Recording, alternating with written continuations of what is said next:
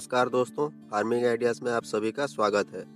जीवामृत के बिना जैविक खेती के बारे में सोचा नहीं जा सकता क्योंकि जीवामृत प्रयोग करने के बहुत सारे फायदे हैं। जैसे कि ये मिट्टी की उर्वरा शक्ति को बढ़ाता है, मिट्टी में केंचुए की संख्या को बढ़ाता है, फसल की अच्छी बढ़वार तथा पौधे में रोग प्रतिरोधक शक्ति को विकसित करने के लिए जीवामृत काफ़ी महत्वपूर्ण है। इसके साथ साथ जीवामृत में सभी प्रकार के स्थूल पोषक तत्व जैसे नाइट्रोजन, फास्फोरस, पोटास के साथ सभी प्रकार के सूक्ष्म पोषक तत्व जैसे calcium, magnesium, sulphur, boron, zinc, manganese आदि पाए जाते हैं। जीवामृत की सबसे खास बात यह है कि इसमें कई तरह के फसल सहयोगी सूक्ष्मजीव जैसे nitrogen, phosphorus, potash solubilising bacteria के साथ साथ अन्य कई तरह के बैक्टीरिया पाए जाते हैं जो हमारे फसल के अच्छे बढ़वार तथा रोग प्रतिरोधक शक्ति को विकसित करने में मदद करते हैं। ये जो फसल सहयोगी सूक्ष्मजीव होते हैं जिसे हम बेनिफिशियल माइक्रोब्स कहते हैं, ये हमारे फसल को सभी प्रकार के सूक्ष्म पोषक तत्व दिलाने में मदद करते हैं और इसके साथ साथ हानिकारक बैक्टीरिया, फंगस और वायरस से हमारे फसल को सुरक्षा प्रदान करते हैं। दोस्तों, इस वीडियो में जीवामृत बनाने की पारंपरिक विधि के बारे में बताया गया है तथा जीवामृत बनाने के लिए जिन सामग्रियों की आवश्यकता होती है उनके विशेषता के बारे में भी विस्तार पूर्वक जानकारी दिया गया है। जीवामृत प्रस्तुत करने के लिए 5 सामग्रियों की आवश्यकता होती है।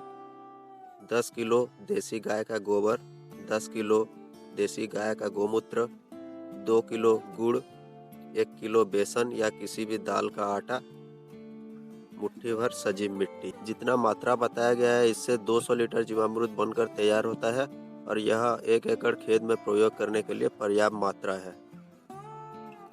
दोस्तों, इसमें हमने जो देसी गाय का गोबर और गोमूत्र लिया है इसमें सभी प्रकार के पोषक तत्व पाए जाते हैं। इसके साथ साथ इसमें बेनिफिशियल माइक्रो ऑर्गेनिज्म भी होते हैं जो हमारे फसल के लिए सभी प्रकार के दृष्टिकोण से फायदेमंद साबित होते हैं। गुड़ और बेसन के बारे में तो आपको पता होगा कि ये कई तरह के माइक्रो न्यूट्रिएंट्स का और हमारे गोबर और गोमूत्र में पाए जाने वाले बेनिफिशियल माइक्रो ऑर्गेनिजम्स को मल्टीप्लाई करने के लिए गुड़ और बेसन को एक मीडिया के रूप में प्रयोग किया जाता है।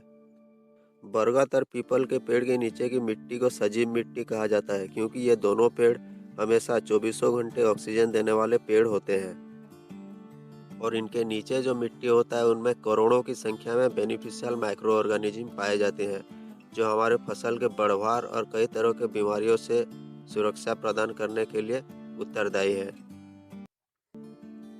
तो दोस्तों, सबसे पहले इन 5 सामग्रियों को आपको इकट्ठा करना होगा और इसके बाद 200 लीटर का एक प्लास्टिक का ड्रम या टंकी की आवश्यकता होगी। सबसे पहले 10 किलो गोबर और 10 लीटर गोमूत्र को अच्छे से मिलाएं।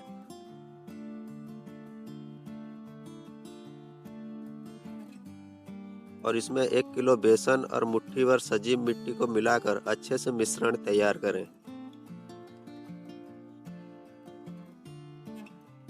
उसके बाद जिस टंकी में हम जीवामृत तैयार करने जा रहे हैं उसी टंकी में 200 लीटर पानी के साथ 2 किलो गुड़ को अच्छे से मिला देंगे। अब इसके पश्चात गोबर, गोमूत्र, बेसन और सजीव मिट्टी से प्रस्तुत मिश्रण को टंकी में प्रस्तुत गुड़ के घोल में डालकर एक डंडे के सहारे अच्छे से मिला देंगे। अब किसी जालीदार कपड़े या ढक्कन से टंकी के मुंह को हम ढक देंगे ताकि मच्छर, मक्खी या अन्य कीड़े इसमें अंडे ना दे सके। अगले 7 से 8 दिनों तक दिन में कम से कम 2 बार किसी डंडे के सहारे इस मिश्रण को हमें हिलाना होगा ताकि इसके अंदर जो बेनिफिशियल माइक्रो ऑर्गेनिज्म है वो हमेशा एक्टिव रहे और वो तेजी से मल्टीप्लाई हो सके। अब हमें जीवामृत बनाने के 8 दिन हो चुके हैं। ये मिश्रण अच्छे से फर्मेंट हो चुका है और इसके ऊपर आपको काफ़ी सारे झाग दिखाई दे रहा होगा। ये जीवामृत अभी प्रस्तुत है और इसे हम खेत में या फसल में किसी भी माध्यम से प्रयोग कर सकते हैं। फसल में पानी देते समय हम जीवामृत का प्रयोग कर सकते हैं। इसे छानकर ड्रिप इरिगेशन या फिर स्प्रिंकलर सिंचाई के माध्यम से खेत में प्रयोग किया जा सकता है। जीवामृत का 5 से 10% घोल यानी 1 लीटर पानी में 50 मिलीलीटर से 100 मिलीलीटर का मिश्रण तैयार करके इसे किसी भी फसल में ड्रेंचिंग के लिए भी प्रयोग किया जा सकता है या फिर छिड़काव के लिए भी प्रयोग करने से काफ़ी अच्छा रिजल्ट देखने को मिलता है।